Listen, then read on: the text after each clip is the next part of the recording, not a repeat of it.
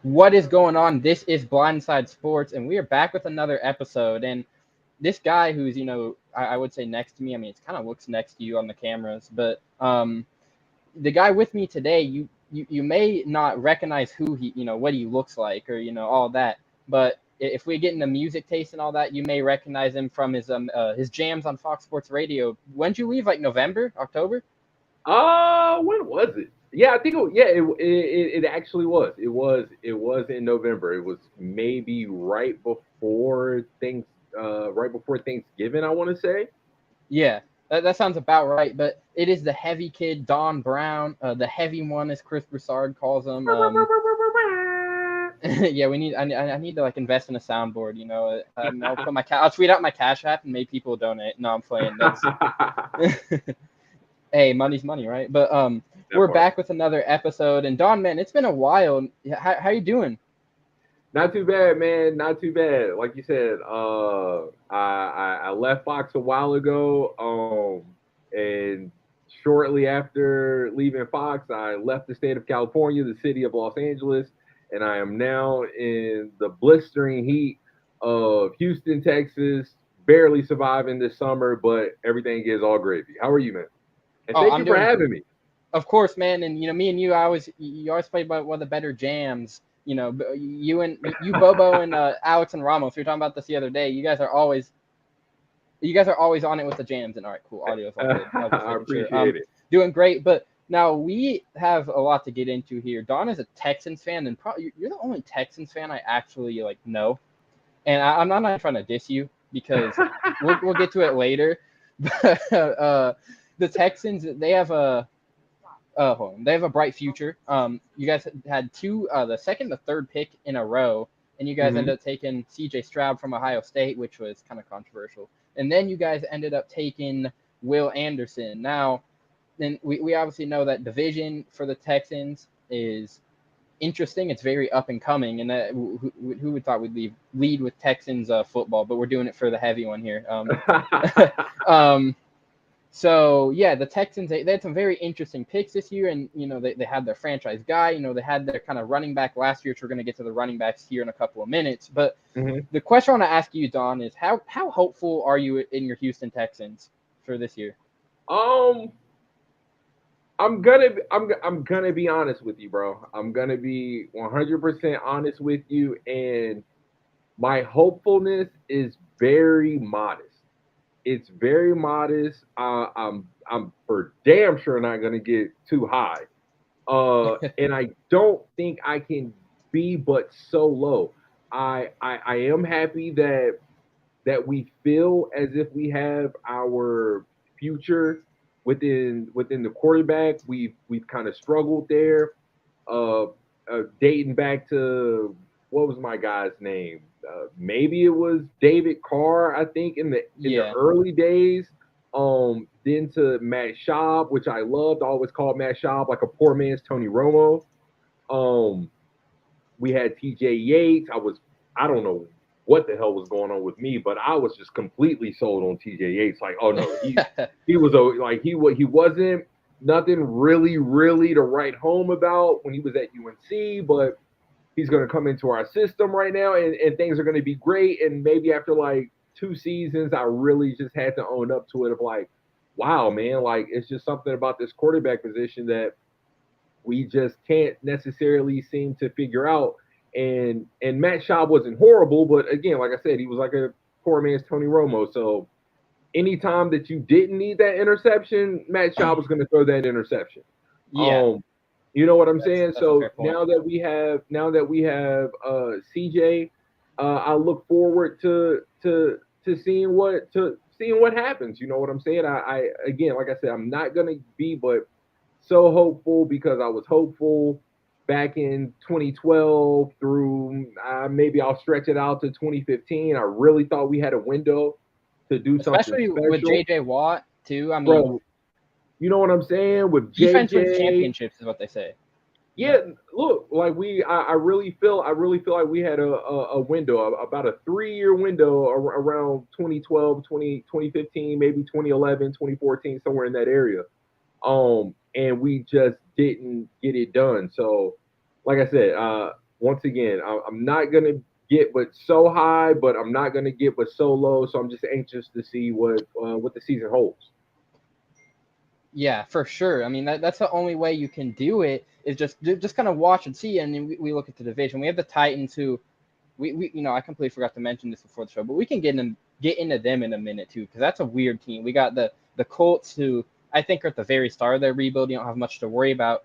But I think the main team you got to worry about in this division, if you're a Texans or even a Titans fan, would be the Jacksonville Jaguars. I mean, T-Law, Trevor Lawrence, he's on the come up, man. I mean, and now look at it. I mean, they get both their receivers back, and Right. like Calvin Ridley's coming back from that gambling suspension, which is BS. All that gambling stuff. It's kind of BS. I mean, What that's a whole happened nother there? tangent. He like bet on some sort of games. Like it was like what, like February of 2022. Got suspended the whole year, last year, for gambling. I believe he's betting on NFL games. It was kind of iffy, but then again, everybody gambles now. So I mean, you can Right. argue either way. I personally, my thing is if they're betting on like NBA or whatever, or like college football, what are you gonna do to stop them? I mean, the way society is gambling is so easy to get your hands on now. Like Exactly. you got, like I can make a bet right now. You can make a bet too, like just through our phone or through our laptops. While we're doing the show, it's so easy, and I just don't see why the NFL is tripping about it if it's in other sports. I mean, these guys, they're like me or you betting on like the Lakers or something at this point. Right. They don't have any like, oh yeah, maybe they know LeBron, but even then, who's saying like that? LeBron's homies aren't betting on the Lakers too. Like That it's part. not related to football at all. So why not just let them gamble on the other sports? I think a lot of these suspensions are bogus. And then you got guys like that guy on the Colts, like Isaiah Rogers, I think his name was, and he was betting on NFL games, betting on the Colts. I think that is where you draw the line. Off of that little tangent there. But what do you think about gambling in the NFL?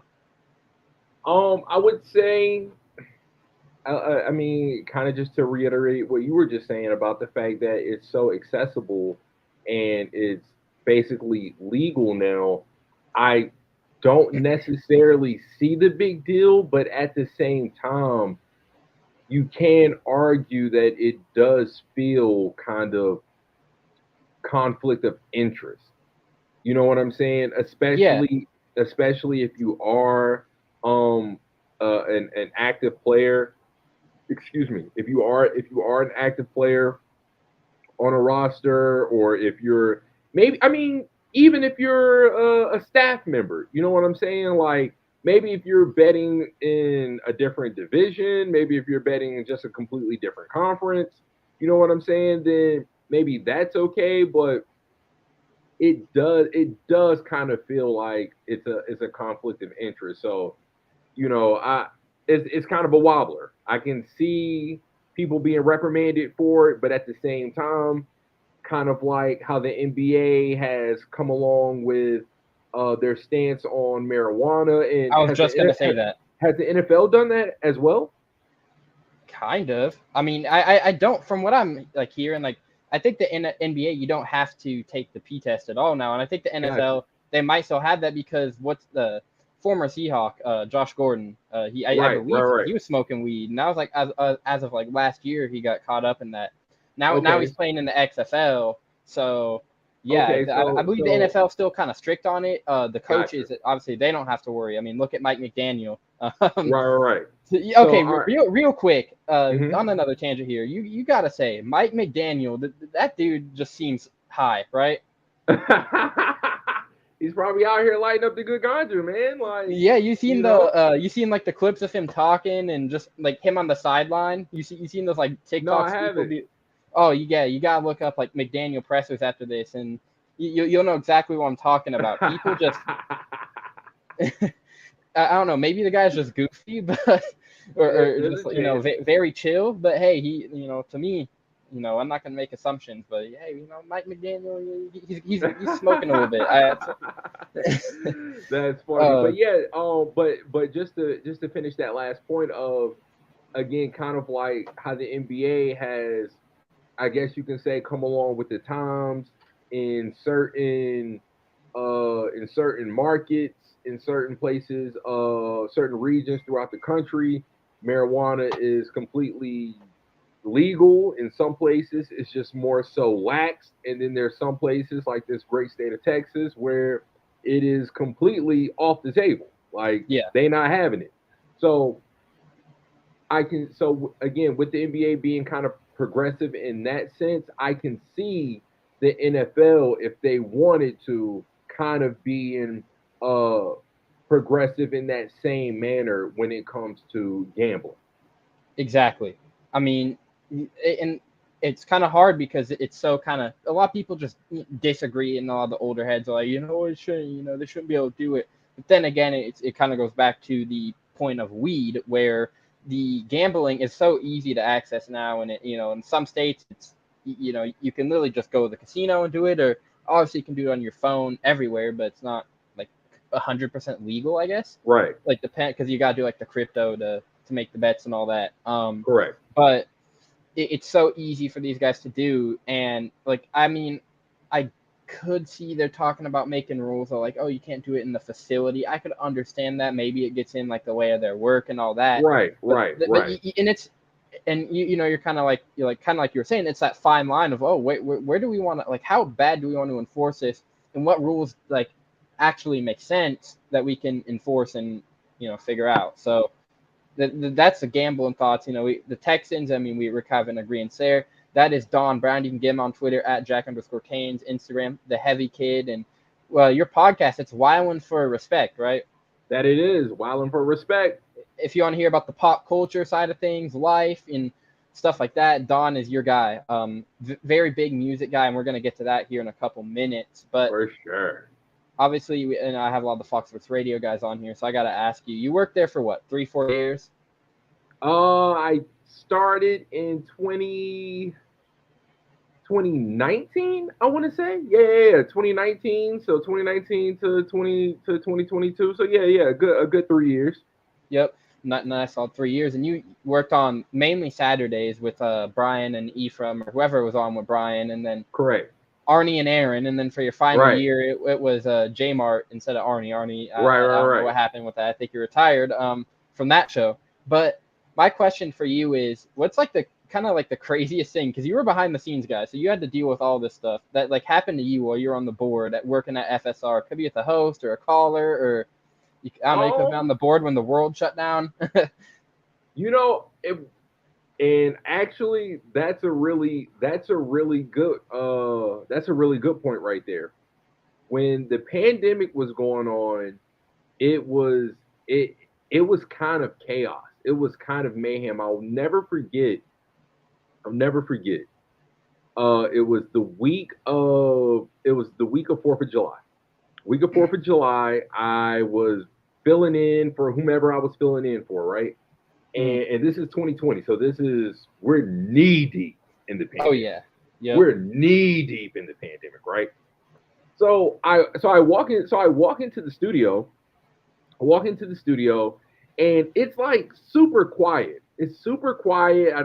I didn't really pay attention to the edit room. Like when you walk in, like you walk right past the edit room. You walk right by Big Mike's office. And I just didn't necessarily pay attention to anything. So then when I get into the studio, and again, like none of the TVs are on.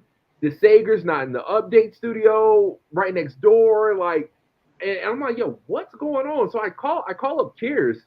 And I'm like, yo, are we still like, is everything still going on? Like, I don't think that we're gonna be shut. Like, we've never been shut down for a holiday. Like, it's like the station just hasn't been down for a holiday or anything. No, like yeah, that so never happens. You know what I'm saying? Like that never happens. So I'm like, yo, what's going on? So I called Karis, and I'm like, yeah, man, I'm down here in the studio, this and that. And he was like, where are you? And I'm like, I'm down here on the first floor in the studio. He was like, you're in the studio right now? Like, he's like, Don, no. I'm like, what? he's like, come upstairs. He's like, come upstairs to the 5th floor, this and that stuff, right? And I'm like, all right, for sure. Like, I'm heading up.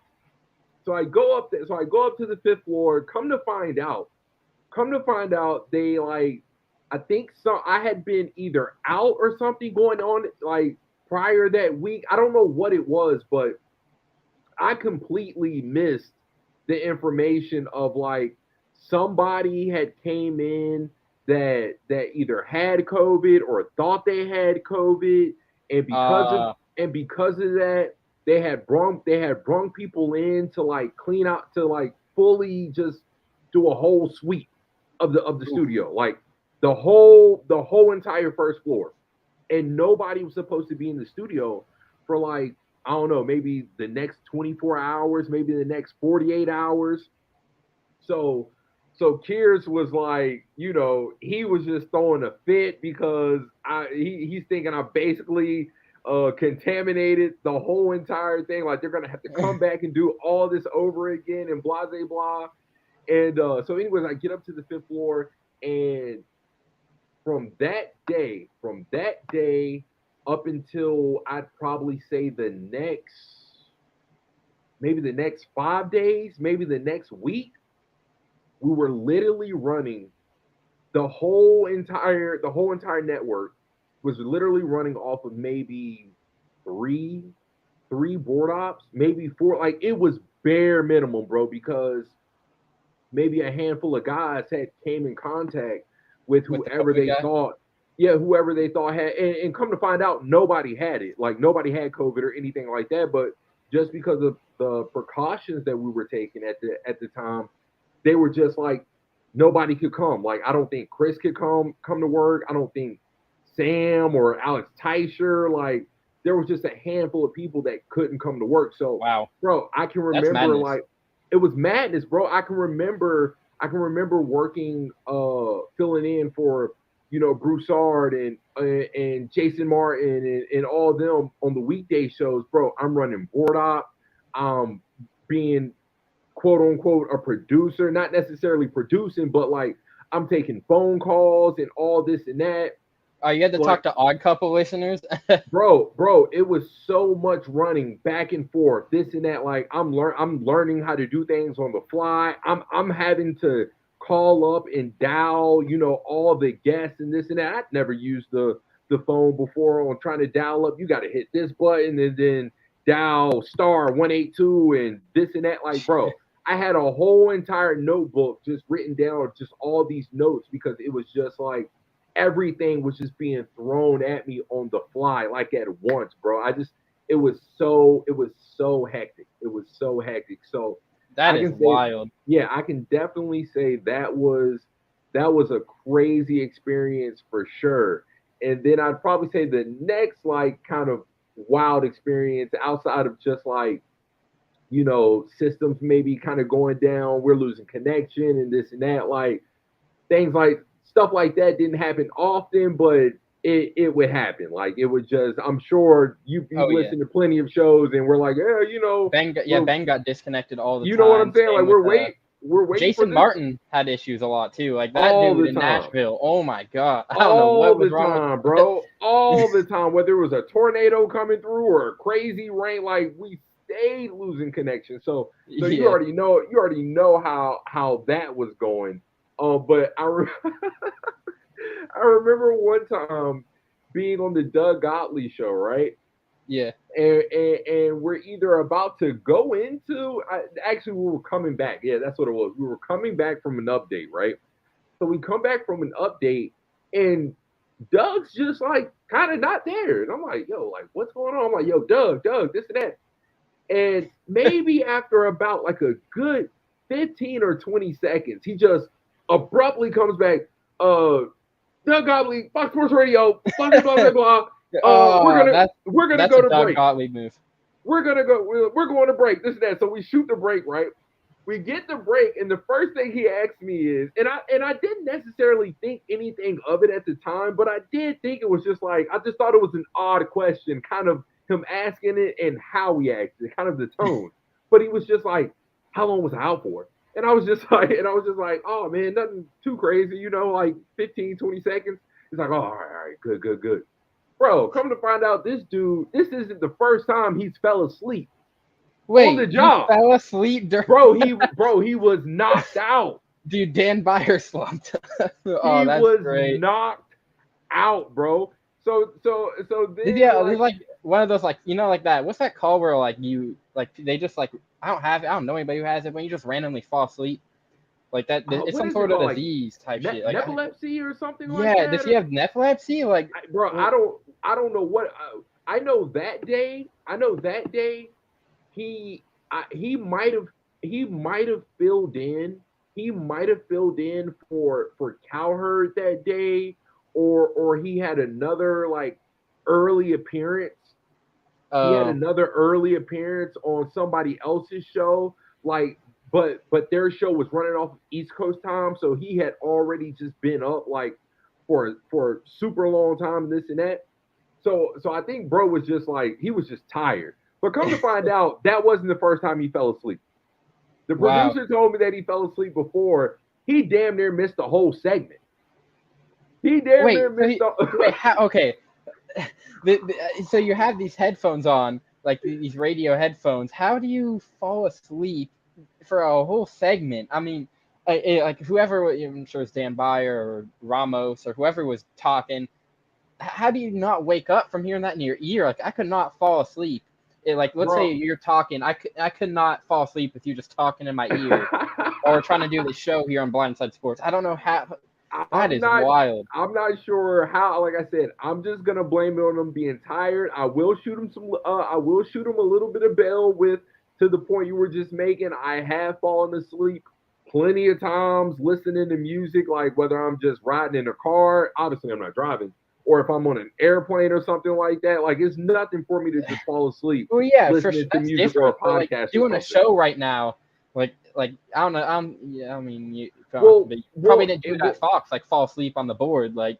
Well, definitely not. But I will say this: I have fallen asleep on the board when I was at Salem Media Group, a handful of times, and a couple of times that I'll put it to you this way: at Salem Media Group, when I was working there, I shouldn't have been there. I shouldn't have been there as long as I did. They were definitely showing me a lot of love because it was just way different. Like it was so kind of autopilot, and I was working overnight 12 to 6.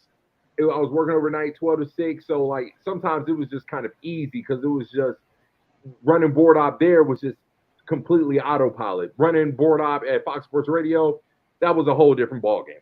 A whole like you had to be attentive and this and that. But what I will say is to the point of seeing how Doug can fall asleep is just actually seeing how, again, back to autopilot. Bro's been on the show he's been having a radio show for God knows however long. Like he's a whole ass professional. He's a whole ass professional. So what I'm getting to is just the fact of not necessarily taking it for granted, but just more so going through the motions. You know what I'm saying? Like to that effect, just going through the motions. I'm doing my show, this and that. Like this is nothing new to me. I'm not necessarily incredibly excited. Not to say that he's just like bummed out or just completely disinterested, but just like again, just zoning out during the break while whoever is talking during the update. Yeah. Exactly. And I think the first time that he fell asleep, that's what it was. It was actually during a break. And when he came back, it was like halfway through the segment when he came back. Well, it's funny too because like obviously like you've had callers do that, like on Ben's show or Brian Noe when he did overnights or Jonas, like whoever those overnight guys who take calls. It happens. They fall asleep on the air, like these callers, and I don't know if anybody or you've been on the board when it's happened, but a guy named Hollering James from Minnesota, a caller. Is he a caller that's usually on what's my guy's name overnight? Big Ben Mallard. Yeah, the guy he snores on the air. Like Ben will be like, all right, let's go to Hollering James, and he'll be like, just I don't even want to try and imitate it. The man he's going through it while he's snoring. Hilarious. Oh, that was another fun show to work on. Ben would always get on me. And we got Don on the boards tonight. Don doesn't really like to do sound effects and all this and that. Oh, like, he would gets on the mark now. The new guy. He would always get on me about that. Yeah, Don doesn't really like to use sound effects, but it's all good. Well, you play like the air horn and you give him the Kawhi laugh. That's all he needed. Right, and see, for me, I think part of the reason why is because it's a very fine line. Like now, granted, like I said, Ben Maller, like he didn't care. Like he wanted you to be on it and this and that. But like it's really kind of an art to it. It's definitely an art to using your soundboards and this and that. Like because you don't want to mess up the flow of conversation. Like because sometimes the volume on it might come in too hot and this and that, and it just may not be necessary and blah blah blah. So for me, I always just looked at it as like, look, I'm gonna pick my marks, I'm gonna pick my times very strategically and this and that. But outside of that, man, like I said, I'll give you a little ding, I'll give you the Kawhi laugh and an air horn and outside of that, I'm gonna kind of stick away. I'm gonna kind of stay away from the soundboard because I don't want to overdo it because you can easily overdo it. Easily. For sure. I mean, you got like, Tysher, who is always that guy. He's great. He's good at the art. He's good at the art. He's great at it though. Yeah, like he's really really good. Perfect timing. Perfect every timing. Like I would watch him. Like sometimes I'd just be like, after maybe I might fill in for Ramos or this and that, and then he would come in. And sometimes I would just hang back for a few segments and this and that and just watch him get down. And I'm like, yo, bro is like dead nice at this shit. Like he's good. Like he's a magician. And he's working and he's got both screens pulled up. Like he's working four different tables. He's got this one open, this one, like just going through it, bro. Like, yeah, shout out Tysher. He's really, really good. Yeah, I think like him and Sam are like those two are fast and perfect. Those are like they are just something about them. Like I don't know if they just like know what the host is gonna say and good at reading minds and find the right drop or what it is. But and it's the weird part too for Tysher. I mean, and what gives him the advantage over like Sam and Chris is he's not invested in the sports side of things. Like like I'm sure you probably like the Lakers were on or something. You were probably kind of watching the game while you're running the board, doing this and that. So I think, like, for Tysher, he doesn't care about sports. So he has nothing else better to do than just to go through and look at these sound drops and just, ooh, this is cool. Let's play this. Oh, Rob Parker just said this. Oh, let's clip this. And Rob Parker, that man is the best out-of-context drop person I think I've ever heard. And Andy Furman, I don't know if you ever found that wall of drops, but that dude has some really just two guys is enough for me. I was like, Furman, whoa there, buddy. and I think a lot of it also just comes down to like, again, Tysher's been on their show for a grip. You know what I'm saying? He's been working with them for a while, so he just understands their rhythm. He understands their again, their rhythm, their flow, just how they go about things, their sense of humor, what works, what doesn't work for Chris, what works for Rob, what doesn't work for Rob, this and that. Like, so like it's the same way. Like if I really wanted to, I would probably say, looking back, if I really, really wanted to kind of like get in my bag, my best show for that would have been Brian and Ephraim.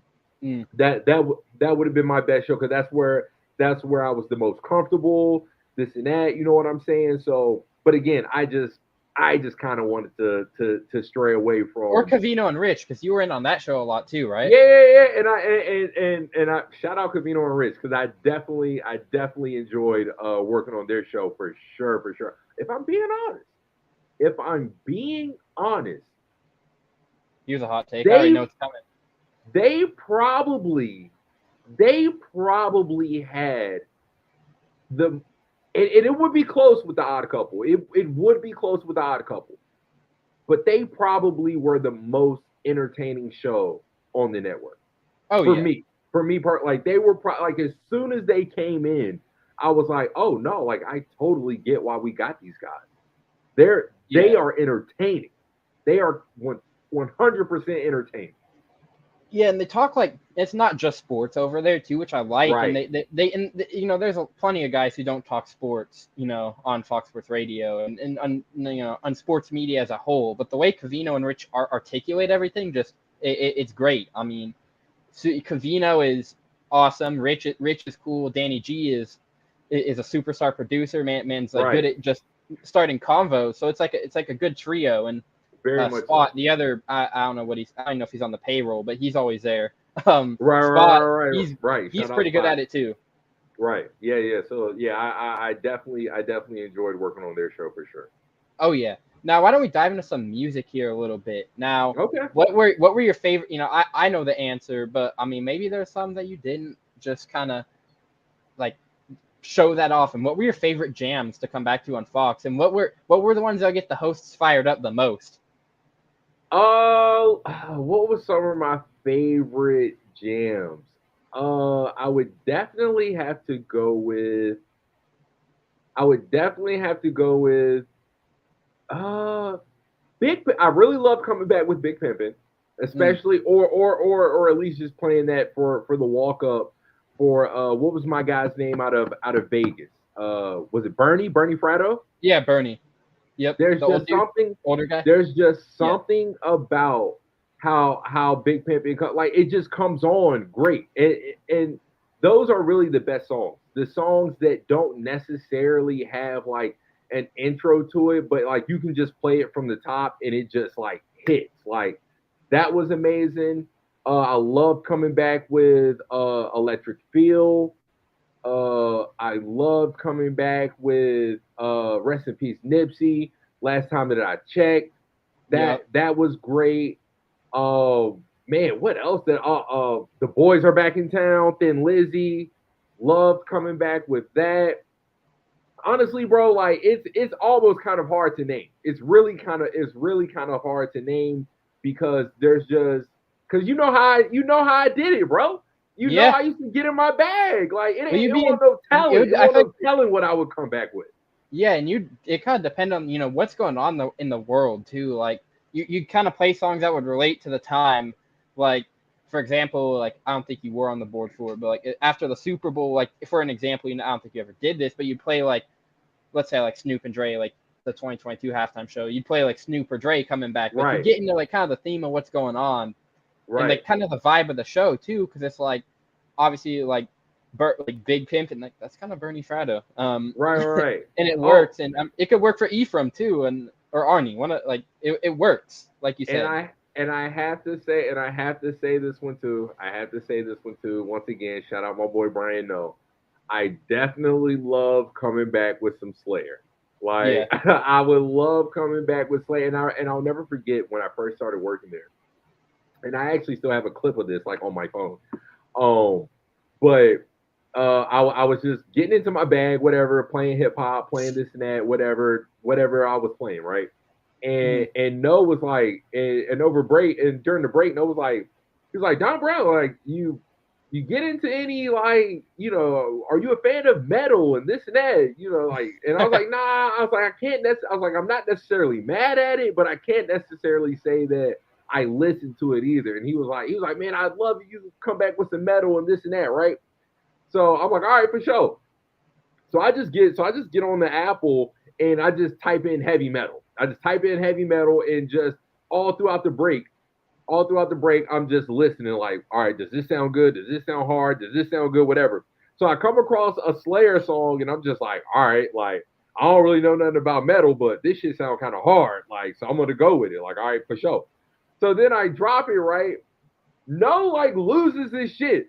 He loses his shit. He's like, nah, he's like, that's what I like to hear, Don Brown. He's like, you didn't come back with I could have came back with some AC/DC or whatever, this and that. You could have just dipped your toe in it. No, you went full-fledged and came back with some Slayer. Brian No is hilarious. And I was like, all right, for sure. And come to find out, like, Slayer's like one of his favorite bands. I had no idea, bro. No idea Brian, whatsoever.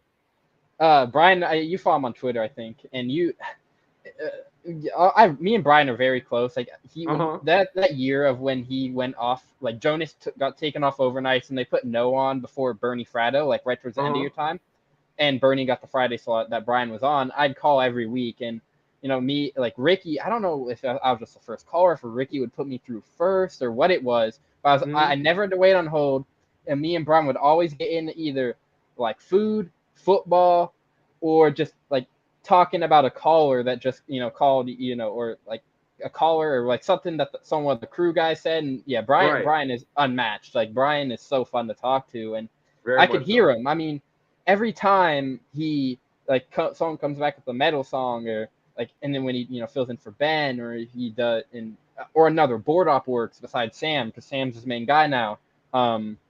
He'll be like, "Ooh, I like the music, for like Iowa Sam or whatever." Like when he, Uh-huh. obviously Sam's a big metal guy, so he's coming back with metal all the time. Uh-huh. So especially for Brian, but yeah, man, Brian's great. And back to my point, um, Brian now has a very, very interesting food take. Like his food takes are something. I mean, well, let's say, I don't know if you saw this one a couple of weeks ago. This first that comes to mind. Brian No, until like 3 weeks ago, has never had chili. What, like a bowl of chili or chili Yeah, on a hot dog like or ever. Like he said, this is the first time trying chili. what? Yeah, You he know, now put that you bring it up, I think I do remember, and I can't remember specifically and his food Brian No takes, is but I definitely remember him kind of having some like off the wall American food cheese takes. on taco. Like what is this, Jack in the Oh my Box? God! Like you Yes, go to Jack in the Box yes, if you're doing that. yes. That was definitely one of them. He likes to put Velveeta or some shit like that on his top. Like, Yeah, bro, what? not even American cheese, Like Velveeta. what, Sorry, that's a bro? disservice because American's Like kind of good, what but are you Velveeta. talking about? Yeah, Brian. No, that guy was always something. Hilarious, You're like, oh, hilarious. American cheese on my tacos, and I think it was maybe George Reister or Ephraim, one of those Uh-huh. guys.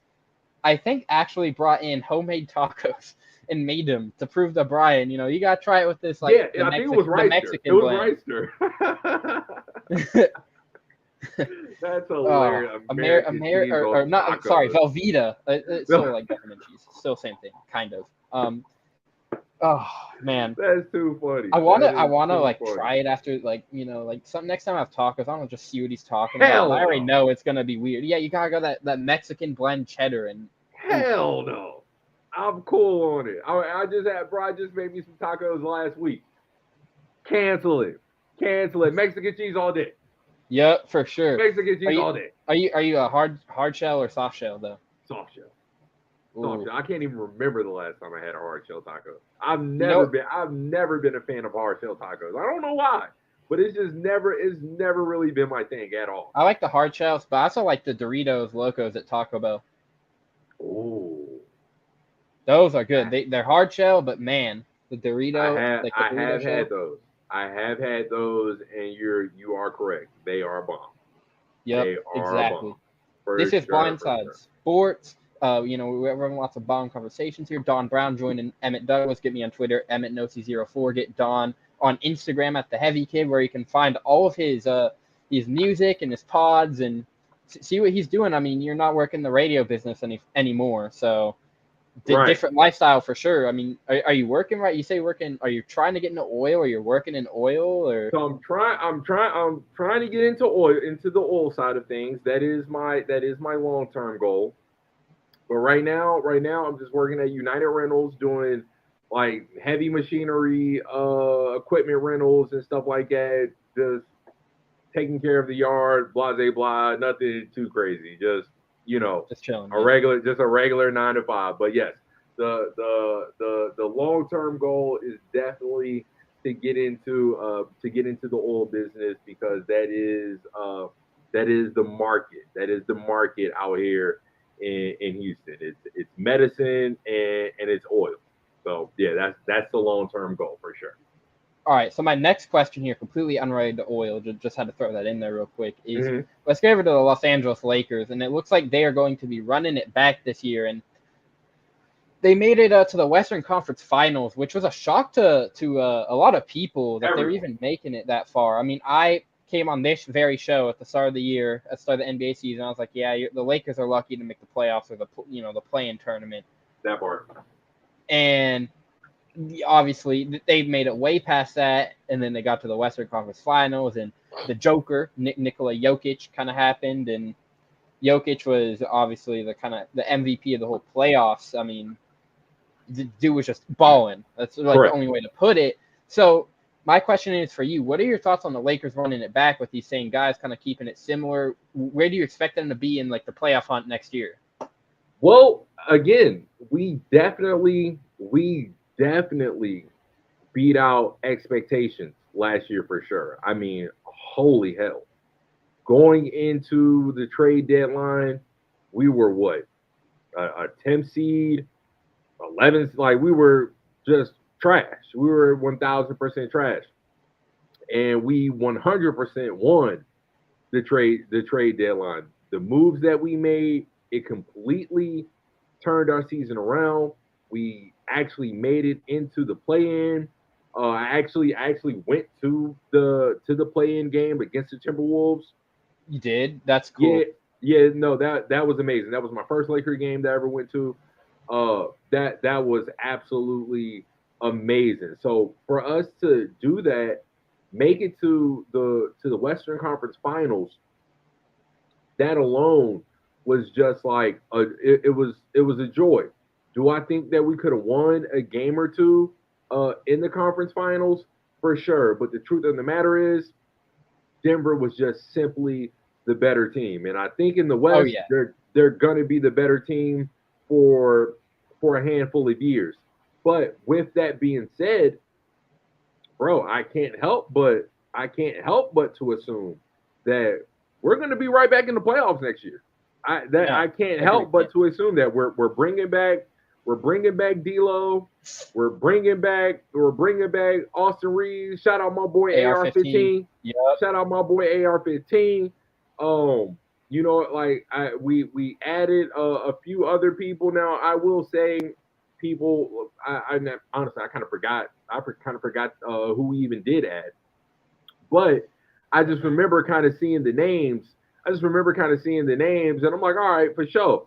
But people are kind of like, oh, you know, the Lakers, they're making big moves. They're just gassing us. But I'm like, these moves aren't make or break moves. You know what I'm saying? Yeah. Like the moves we made, it's not a shoe-in that is going to take us over the top. But do I feel like we'll have a better season than we did last year, especially coming off of what we did do last year, what we were capable of doing last year?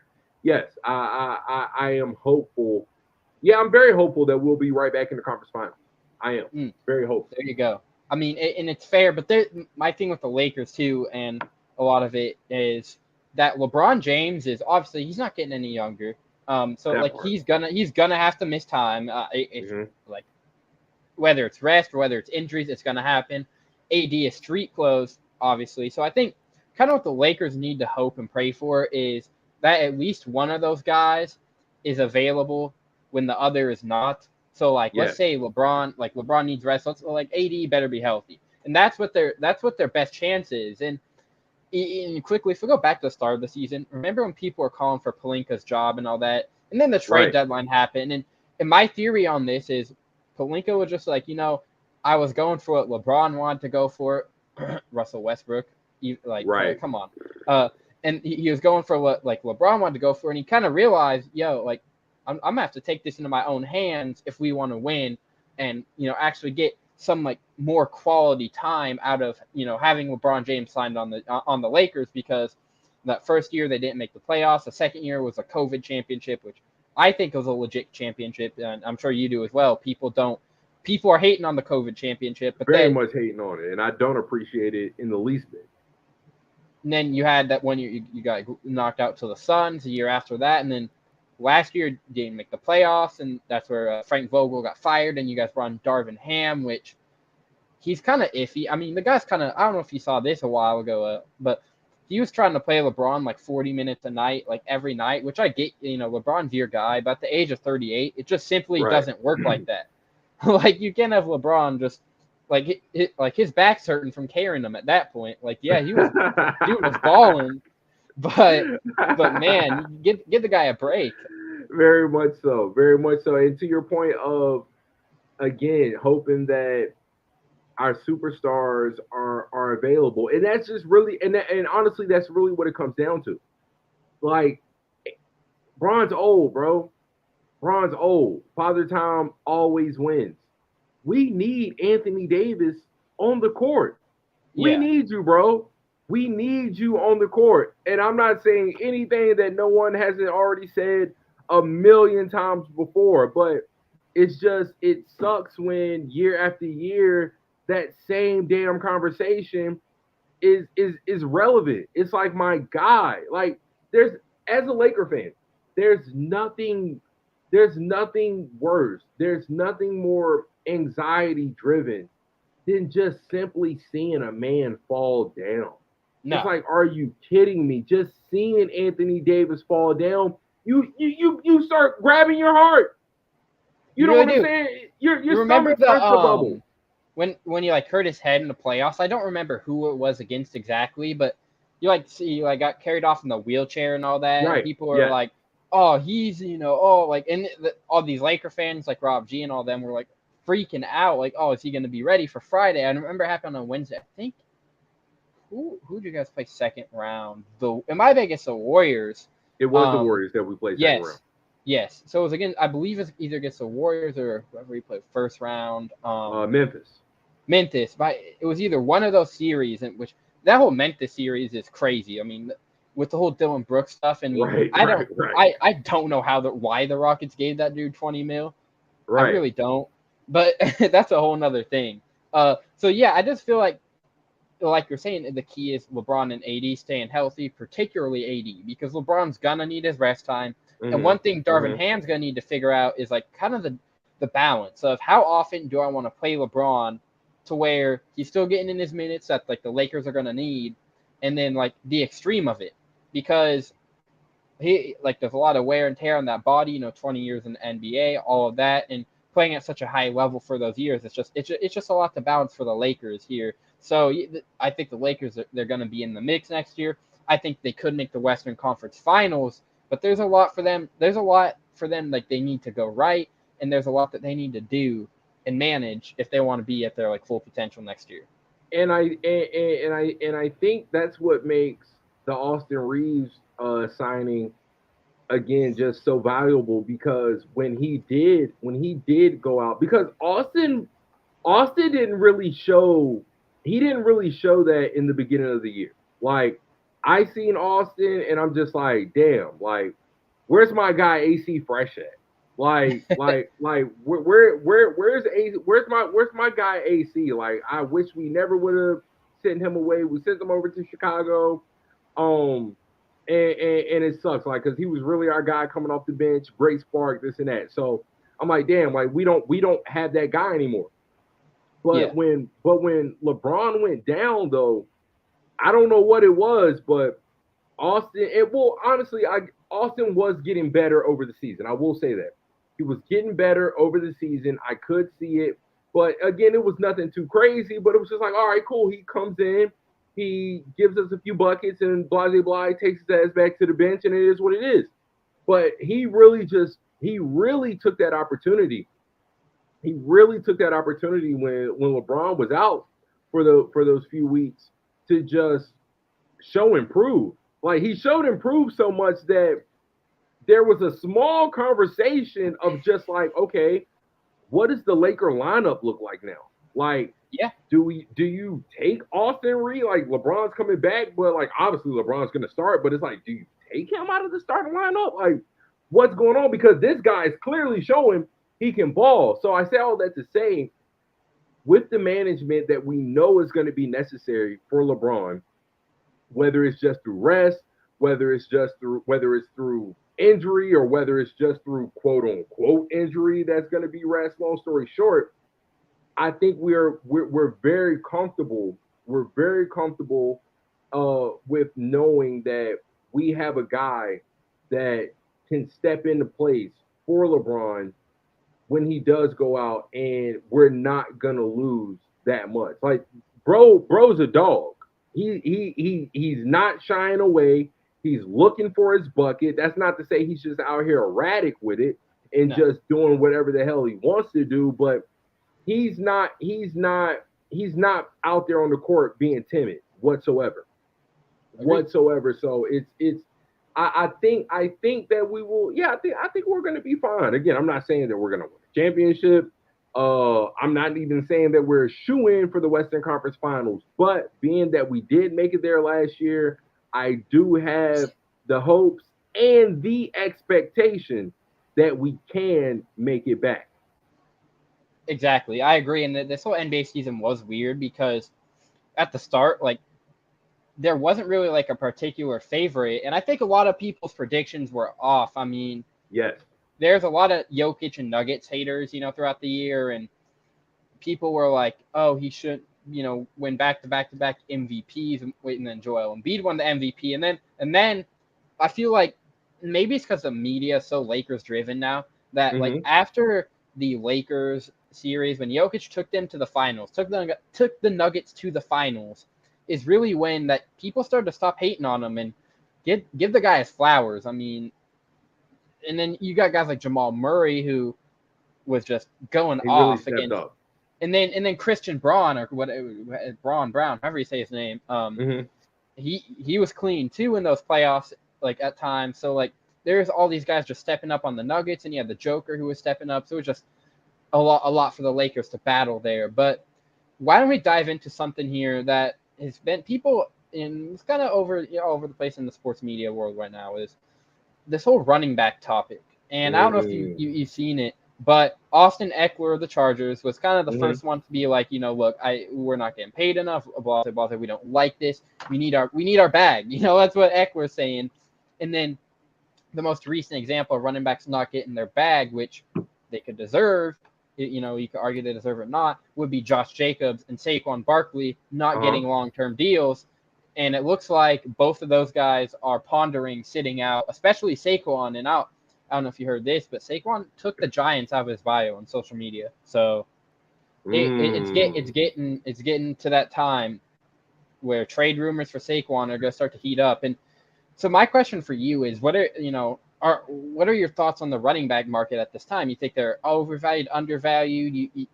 Do you agree with Eckler? Do you disagree that there needs to be some work done and the running backs need to get paid more? What are your thoughts?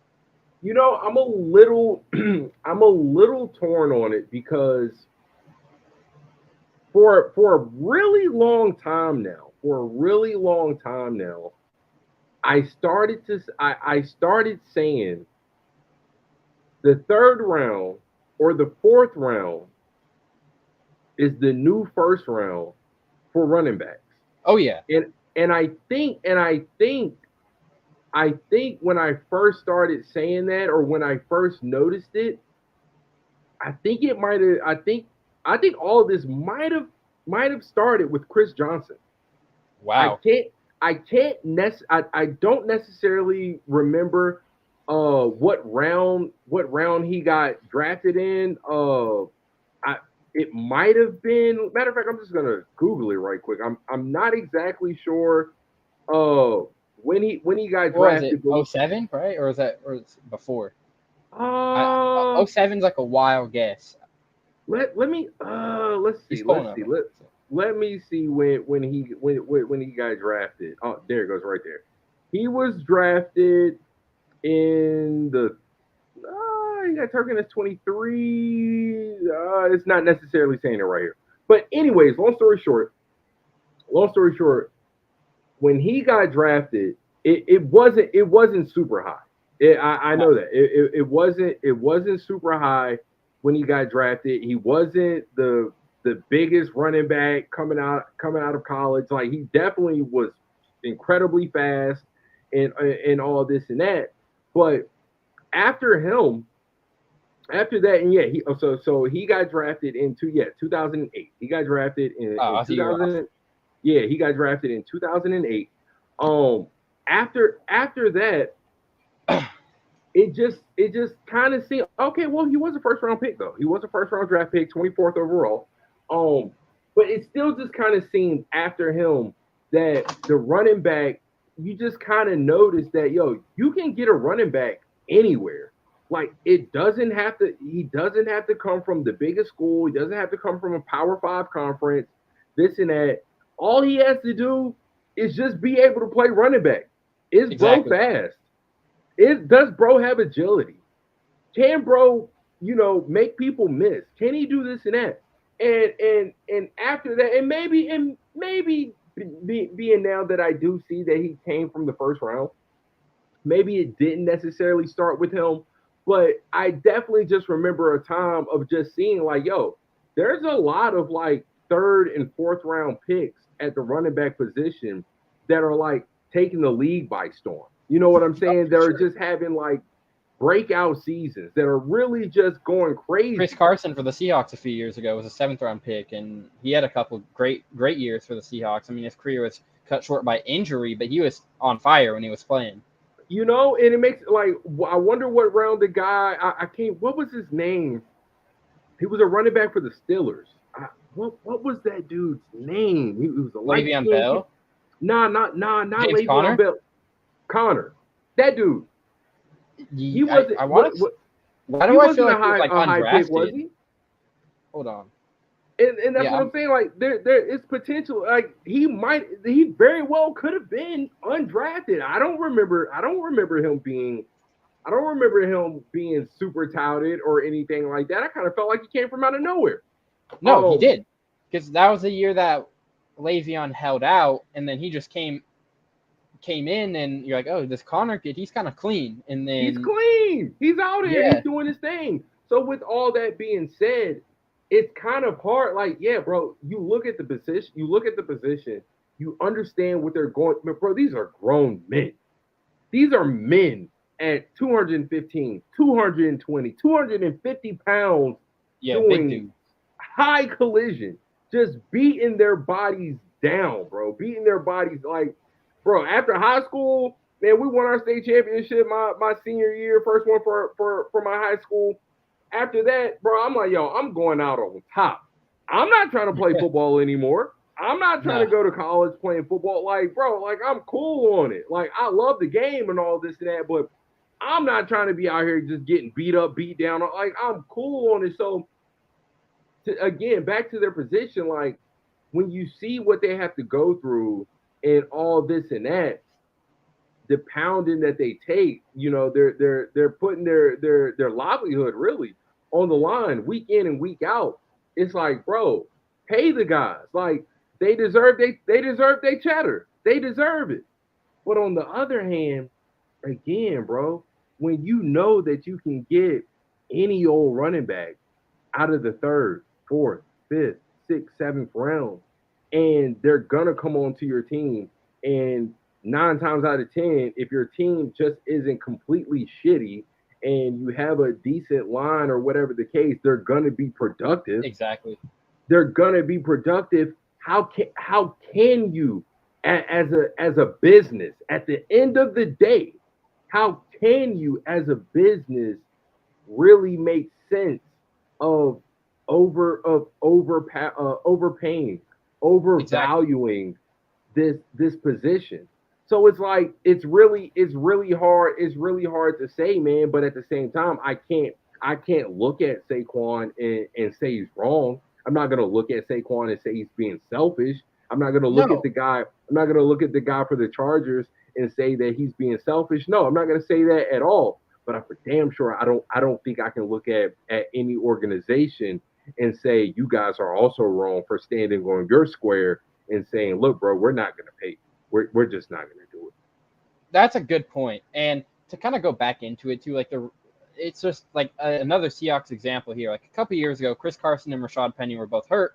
And you had guys like Alex Collins and DJ Dallas, guys you never really hear of, and they were looking good. And especially a lot of it too for the running back position is their shelf life. And you were kind of saying now, getting beat up in high school. Eckler, I believe, is 28. And when you're like these guys, you don't know how long they're gonna last. I mean, it really depends on the person, how much injuries they have. So Right. if you're a business, if you're like the Chargers, for example, you don't want to pay that guy that money for yourself to get screwed off a contract when there's another like talent you could easily grab up from free agency, or you could wait Correct. a year and draft somebody, or Correct. whatever that may be. But then again, if you're a guy like Eckler or Saquon, and I think Saquon will get more. There's a way bigger chance of him getting payday somewhere else than Mm-hmm. Eckler, just because it's Saquon, and like that was the whole Giants offense. And I mean, like, yeah, like Saquon, like it's so easy to find a running back, but then again, you have to look at it too, like the difference. And I think the main difference between Austin Eckler and Josh Jacobs to Saquon is look at how good that the Giants were with Saquon last year. I mean, look at Mm-hmm. like when he was healthy, and what's that guy's name? Brian Dayball. Dayball, when he finally got the system right and got everything set up for the Giants, and as his first year head coach, they looked killer. I mean, they were great. So I think there's kind of a different thing there with Let me Saquon let me because you. let me ask you. Sorry to cut you off, but let me ask you this quick question: All right. How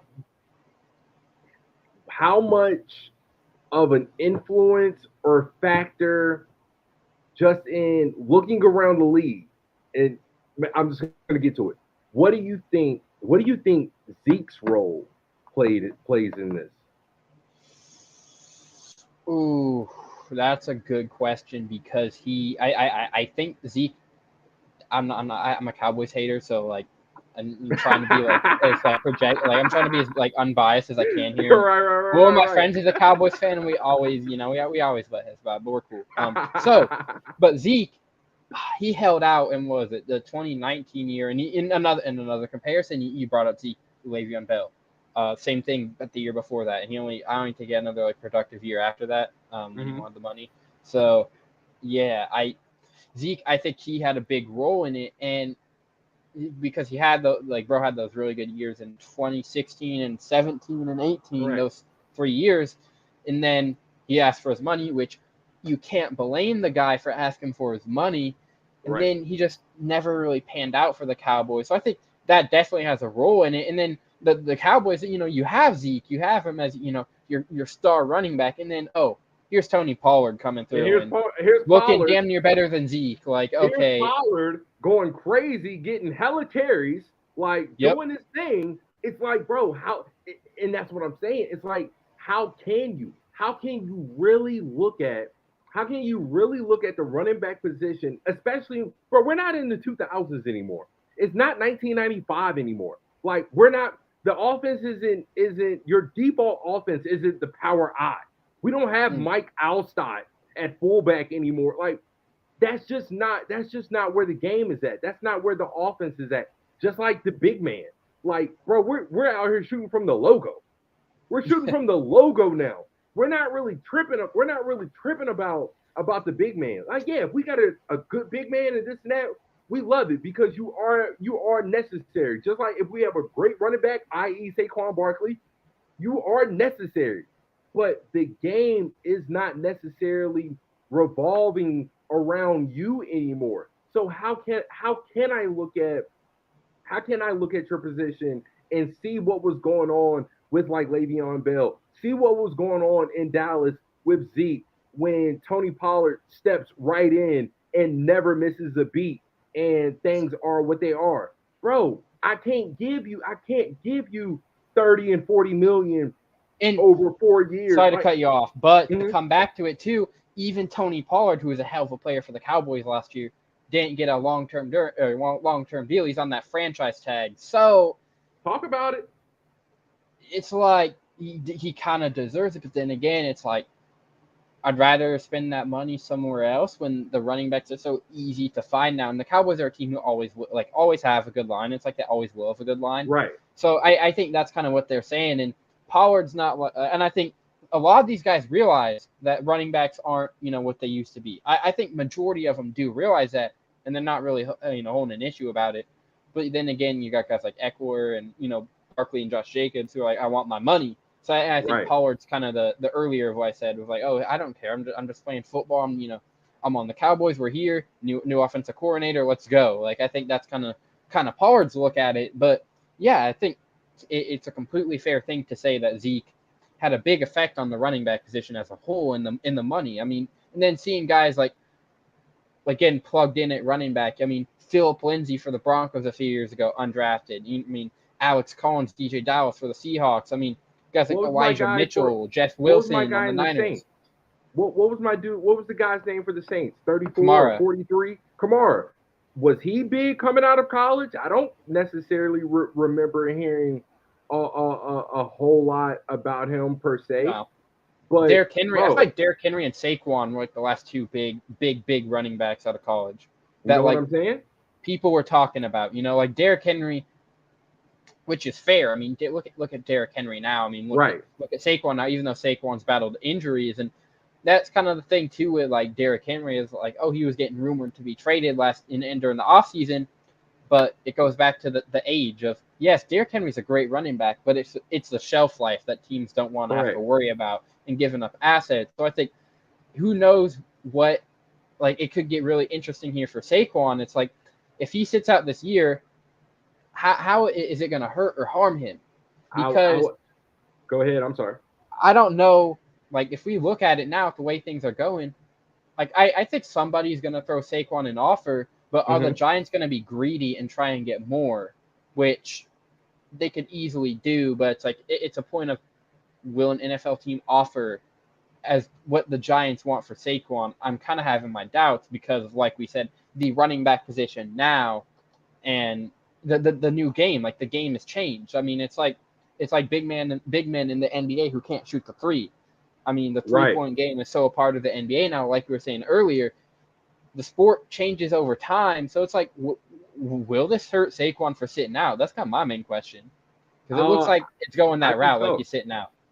I think honestly, think it will do more harm than good because again, bro, like if he sits out, he's banking on the downfall of the Giants. Like he's sitting at home and every week he's praying that they lose. He's praying that Daniel Jones, or maybe they don't lose, but like the only thing that's working is Daniel Jones. But even if they're not lose, like honestly, I feel like they have to lose. Like if they're not losing, it's like, well, you're not here. Like we're still winning. We're still putting up numbers. We're still putting up W's on the board. It's like, do we really miss you? Yes, you're a great talent, but obviously it wasn't that great that we completely missed out on it. And when you were saying that Saquon and Derrick Henry were like the last big running backs, and speaking of Derrick Henry coming out of Alabama, before that, I think the last big running back that kind of didn't pan out was Trent Richardson. Yes, another Alabama guy. Trent Richardson really didn't.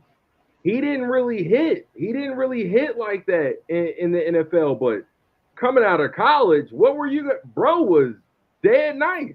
Hell, he might have won a Heisman. I can't remember, but like he was touted. He was touted, and he didn't really do all that. And unfortunately, again, coming in on those rookie contracts and stuff like that, they probably didn't lose much on him like that, which is probably exactly why Saquon is like, bro, pay me, bro. Like y'all done got me with this crappy ass, rookie contract deal, whatever the case may be.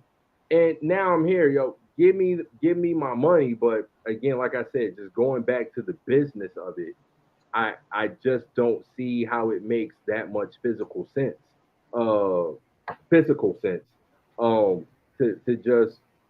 just really throw out the kind of numbers that these guys may be asking for, and they might not even be that astronomical, but that doesn't mean that we think it's worth it. So exactly, I don't know, man.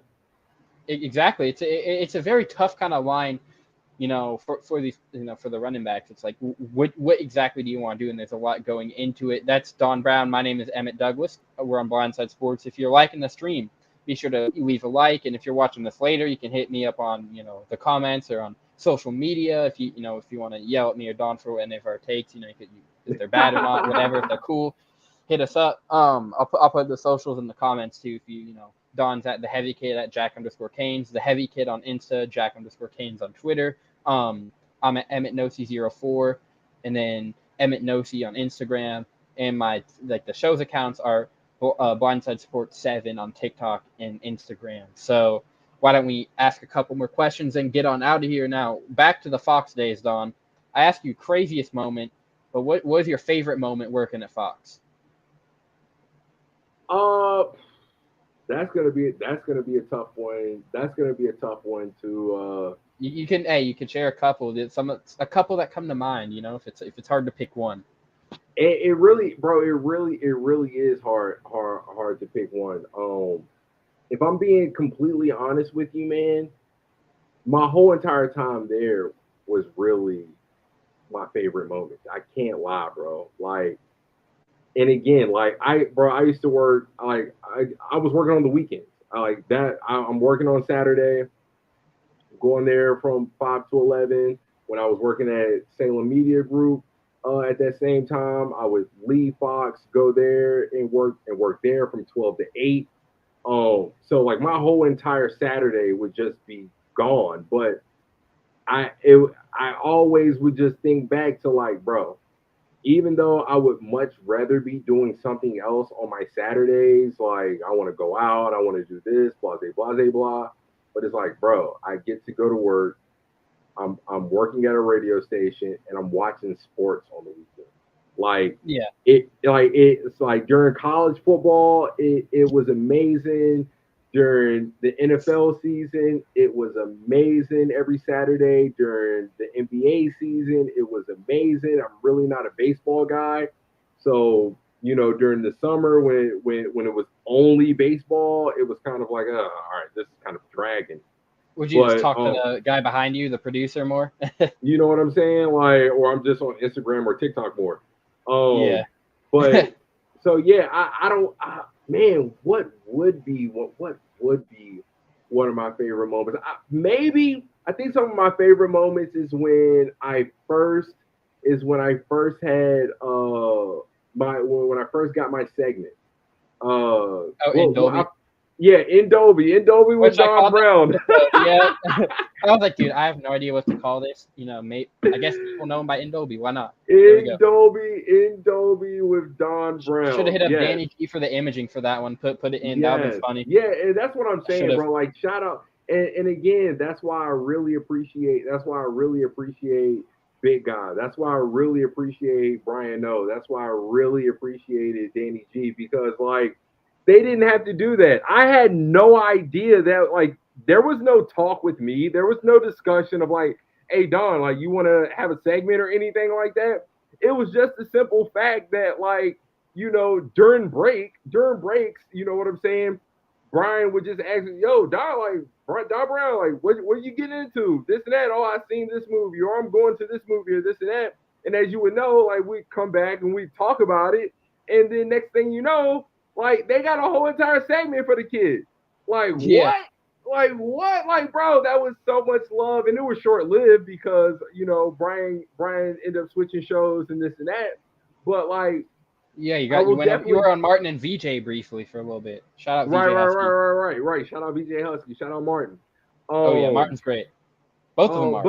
But yeah, that I would definitely have to say, outside of just simply working there in general, that was my favorite moment. That was definitely my favorite moment when I got that segment, for sure. There we go. So did you talk to Rob Parker a lot? Do you have any funny Rob stories? Because everyone, the infamous, I ain't paying for that.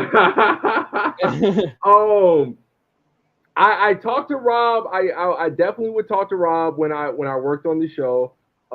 He was always cool, always showed love. This and that, but no, I can't necessarily say I have any. Knock you down. right. I can't necessarily say I have any crazy. You never bet wings with Rob Parker? No. Definitely didn't. I can't necessarily say I have any crazy specific memories or anything or any stories like that. Or I'm sure if I like really like thought about it, I could probably come up with something. But yeah, at the moment I can't. I'm kind of drawing a blank, but I just remember like it was just always fun. It was definitely just fun working with them. You know what I'm saying? Like Yeah, and then you got like the behind. I'm sure you know the behind the scenes of the guys like Gascon and Bursch and Lee Delap. Right. K-Fig. If you, I don't know if you ever worked with K-Fig, but K-Fig's fun. Oh Finley. yeah. Well, funny enough, I actually not only did I work with K-Fig at Fox Sports, and I rarely kind of seen him at Fox Sports. Like it was here and there, but like I knew he worked there. But I also knew him from Salem Media Group. Like we worked there together. And he worked during the day, so I didn't really see him too often. But there was just a handful of times like maybe he might have filled in for my boy JT that used to relieve me on Sunday mornings, and then K Fix would walk in. I'm like, oh, all right, like what's up, bro? This and that, and blah blah blah. So I remember the first time that I seen him at Fox, I'm like, oh, snaps, like this dude, like we know each other, like we work together at the other radio station, you know. But yeah, no. It was definitely, like I said, it was definitely incredibly fun working there. You know what I'm saying? Just seeing like fun moments. A lot of the fun moments would really just be like, you know, the conversations with the host, the arguments with the host, and not necessarily with me, but like just like when Torres and Arnie would get to arguing and this and that. You know what I'm saying? Like that would be funny. Or when did you ever hear a Ben and Justin Cooper argument? No. Oh, those get really good. Triggered Coop, like Coop's like just very chill, like, hey, you know, I'm here, you know, doing my job. But when he gets mad at Ben for like one of Ben's dumb Laker takes or something, oh. You know, and you know what's crazy with Cooper, and I never even noticed it until somebody said it. But I was like, oh dang, but like with Cooper, like being in that movie back in the day, Liar. He is like, Dennis the Menace too. Wait, what? Yeah. Dang, that's crazy.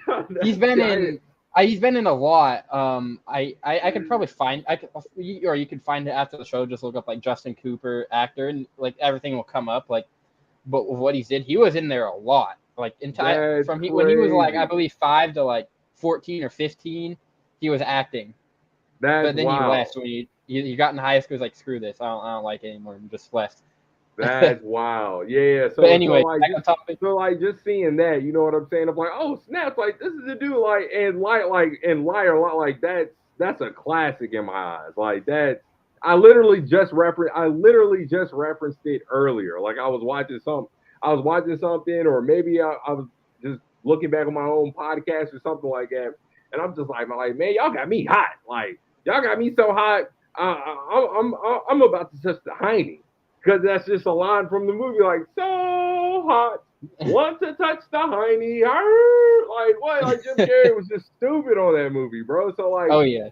That dates all the way back to my childhood. So, that was kind of cool. Just like, oh, Snaps, like, you know, he's a classic actor, like, at least a child actor or something. Yeah, I know Gascon has been in, well, he doesn't work there anymore. He doesn't work at Fox. He left. But he was in a bunch of, like, commercials. I think he got, like, some other role. I don't remember what it was, but Gascon was kind of an actor too. True. Did Gascon? He was, but that guy was the king of busting balls. Like you think Ephraim, busting your ball, but Gascon is another. Especially Lee. He loved to bust Lee's balls. He definitely. I definitely remember him getting on folks for sure. I missed the Sager. I definitely miss complaining about the Sager taking forever on the updates. It's like the Sager. You know we have a guest. We literally before we threw to you, we literally just said that we're having a guest coming on, and here you are. Like we went to you early, bro. We went to you early, and you're taking 7, 8, 9 minutes on the update. What in the hell do you think you are doing? Who in the hell do you think you are right now, bro? And I'm sure Get whoever the outta producer here. was like pissed because like, oh, I just booked this great guest. Oh, they're gonna love this guy. And then you got DeSager. Just And and I then- love DeSager's been here before. DeSager's great. We're not bad mouthing him. Oh yeah, we At love least I this think. nigga. Like he's But- bro, he's amazing. He is What was it literally like amazing. Okay, I never asked this one before, and you bring up a good point. And DeSager, we you know, very professional guy, you know, on the Yeah. radio. But Yeah. did you have conversations with him off air, like in the update studio? Like, what was he like off air? No, I never really talked to him. Maybe what's up, you know, here and there, passing by or whatever. But like DeSager would just come in, go to the update studio, and he was just doing his thing. He was just doing his thing. Like he just seemed chill. He just seemed very chill to me. But yeah, like DeSager, he's low key legendary. I ain't even gonna lie. Yeah, Like he's low key legendary. Like he would just like how quick he would just like pull up stats and this and that on things that we were talking about. Like I can just hear him now. Like we're talking about something, and then he just comes through over. I got something. I got the stats on there. All right, and apparently DeSager has this and that, and throw him on, and here he goes, dropping nothing but pure knowledge, pure game. Yeah. You know what I'm saying? You know who else is legendary over there? Oh. Lowenkron. Lowenkron is great. That dude he's funny too. He's not like DeSager where like he has knowledge, but like he puts in like like I do remember that dude. He'll be like, Kevin Durant has done this. Are we shocked? I'm like, and you get up close to the mic and be like, are we shocked? I'm like, I definitely do remember him. I gotta give Fox credit because they hire like the guys they hire for like especially the the updates. I mean, you got some character. You got Finley who's just Finley, like he's his own guy. He's great. You got DeSager who's like a stat legend. You got Monty who just is. You could put her in anywhere and she'll do her job and be great at it. I mean, she's something else. Then you got K Fig who's a great talker. He always has great opinions. You got the really humor guy in Lowenkron who just puts all these crazy, like he'll put like movie references, like playing movie clips in his update. I'm like, bro, where did you find that? And how long did it take you to plan this out? Like, ain't no way you're spending this much time on it, bro. One of my favorite Lowenkron reports was remember when I forgot like what country it was, but they had like a college football game last year, and the credit card machine went down, so all the beer and stuff was free, and Lowenkron goes on the air for I believe it was Mark Willard and like Ryan Hollins or like George Reister, one of those guys, and he goes on the air, free beer, and like he spent like 45 seconds of his update just saying how there's free beer, and I'm blanking on where the country was, but I want to say like Argentina, but don't quote me on that. So I'll figure it out. But he won't just free beer. Make your way to this next check. I'm Isaac Lowenkron. I'm like, oh. Yeah, man. Yeah. There's some characters over there for sure. Like I said, man, all in all, it was definitely definitely a great time.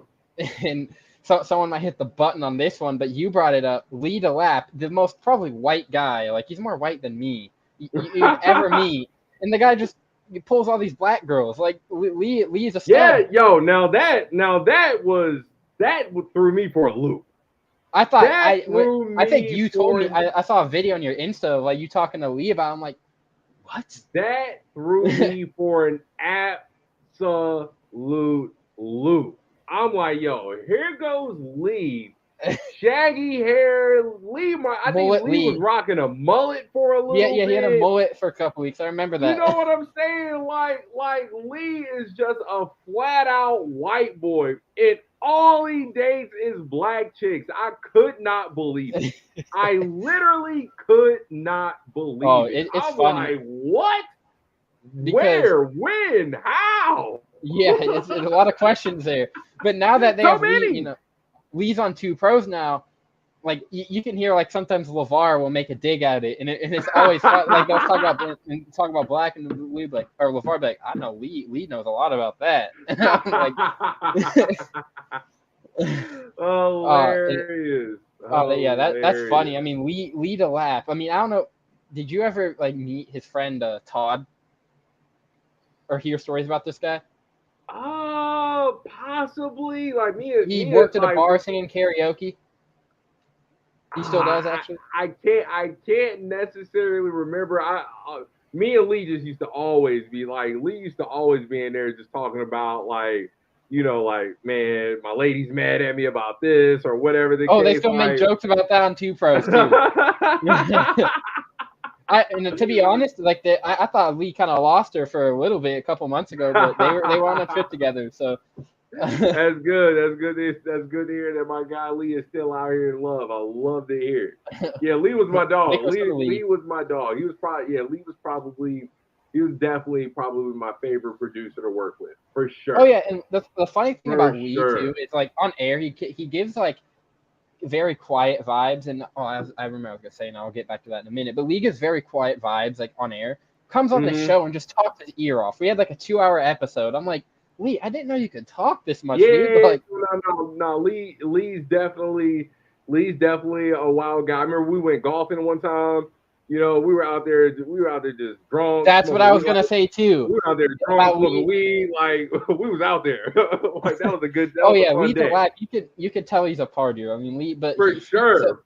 So his friend Todd, they brought this guy into the studio for Two Pros, and it's like 3 a.m, and this dude is drunk off his ass. Like you could tell Todd was not feeling the pain, and it was very happy. Todd, he was just crediting Lee for doing everything, and Lee's a Packers fan. He was saying how how watching a Packers game with Lee is very interesting when the Packers do Packer things like choking away the playoffs like against the Niners and Aaron Rodgers. Yeah, Lee is a great dude. I mean, he was so good. I'd bring him on like full time. Like, dude is hilarious. He's hilarious. He is hilarious. Absolutely hilarious. Hey man, it's been a fun time. Thanks for coming on, Don. I mean, hey, we got check in, do us every once in a while. I mean, I just want to say I really appreciate you having me on. And you know what? And back to one of my best moments or this and that, I can definitely say from the moment I started working there and to you just figuring out how I am and this and that, like I just truly appreciate the support. During quarantine. I just truly appreciate the support that you showed me. Oh, no problem, man. Showed me throughout the time. Well, that I was working on look at it this way. We're in like the same way. I mean, you're making like Fox Sports pay, working on the board, but you're like relatively new to the business. I'm starting this podcast. I want to get into the business, all of that. So I'm like, why not, bring these guys on, show these guys love who are in the same spot as me. I mean, and like obviously you guys are cool people. I'm glad it did, and it's not like Chris Perfett. Help me get Steve DeSager. Right. Probably one of the hardest gets at Fox Sports Radio, Steve DeSager, and Perfett did it that way. And Ricky's always a helper. Ethan Miller, Philly guy, he's great. I love Ethan. That dude is very, very chill, and he's a comedy guy too, which you never like expect him to be comedy and hype like that. But I've seen videos, dude's pretty good. Is he? Yeah. I'm gonna have to check. I'm gonna have to try to find him and check him out. I'll show you after the video. Just remind me after we do this. For sure. But yeah, and funny thing about it, you're talking about support. My first ever call to sports radio, you were filling in for Roberto. Really? Yeah, that time I called Ben, one of the times you did Roberto shift. I think it might have been like something last minute with Roberto, like you just got in there, like they made you do it.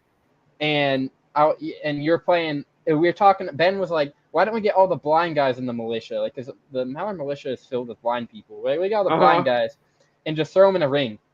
And then you were playing like the punching sounds and the air horn. You were hyping it up. And it's funny too because Ben, every time you'd work on a show, you do the "you're hot," and he'd be like, Whoa, Eddie, Don just called me hot. Right, that's not what I mean. He did used to do that. That's whoa, Don just called. Whoa, Eddie, he just called me hot. Look at me. I mean, that's a compliment.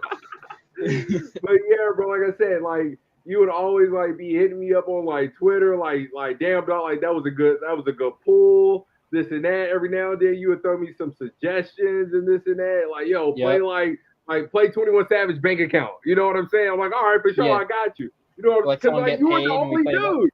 You were literally like the only person for real that would just be like so tapped in.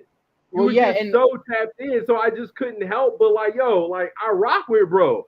I rock with bro because he rock with me.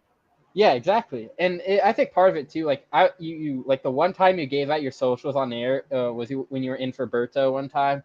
I was like, all right, this dude's cool, you know. I was like, I didn't really know who you were until then. And I was like, Don, you know, I've heard like I've heard the voice with No. I think you worked for No, and then found your Instagram because part of it too was like Broussard was like the heavy one. Where'd you get that nickname? You're like, oh, it's my IG, the heavy kid. And then I was like, oh, this dude's cool. I'll look him up, and then followed you, and then you gave out your Twitter on Ben, and I think too. And like I definitely see. And the funny thing about it is, for a good while, I wasn't even trying to give out my social because I'm like, yo, like I'm working for like this big corporate, this and that. I know how. Like you just seen my clips and this and that on podcast. Like I be on that moment. Yeah, I be wild.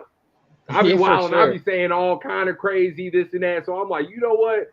I'm not throwing out my social. Like I'm not doing it. But eventually, either folks just kept asking or whatever the case. So I eventually just gave in. I was like, yeah, all right, it's this, it's that. Whatever. Who's the first FSR guy you gave it to? Like gave your socials to? Because I'm sure they're following you behind the scene, like like. No, that's what I'm saying. No, bro, that's what I'm saying. The first time that anybody had any of my socials was probably the first time that I said it on air. Like I wasn't giving my socials like to nobody. Like I said, I for damn sure wasn't trying to say them on air and this and that. But like I guess just as I just got more comfortable with it, and people were just asking like, yo, like we want to shout you out, like this and that, like you're on the show, this and that, whatever the case. Everybody else is throwing out there, like, I'm like, all right, for sure. It can be. And, I mean, if you, I don't know if you ever looked, but some Fox Sports guys, they put out some wild stuff too. So like, I mean, obviously you kind of did your own thing, you had your own brand, it's like the rap and the podcast and all that. A lot of those guys didn't have it, and if they did have the podcast, I mean, Bursch and Bo with Swing Shift, they curse, but they're not like out there being controversial. But then again, Bo Benson, that he left Twitter. But when he was on Twitter, dude was the ultimate Twitter like sarcastic troll, like Chad of a guy on Twitter. Bo did not care. I love Bo for that. Like Bo is always he's gonna speak his mind. Like I'm not gonna repeat some of the stuff he told me over DMs, but Bo is wild. I can imagine. I can definitely imagine Bo being wild. I can for surely picture that. But yeah, man. Once again, I really appreciate you having me on. This was definitely fun. It was definitely fun, and we'll have to get to it again. For sure, man. If you enjoyed the stream, leave a like, comment, subscribe, turn on the notifications, do all that. If you want to follow me on socials, I'll put those in the comments right after the stream. And if you're watching this later, make sure to go show Don some love on his socials. I'll put those in the comments as well. And yeah, see ya. Peace. Peace out.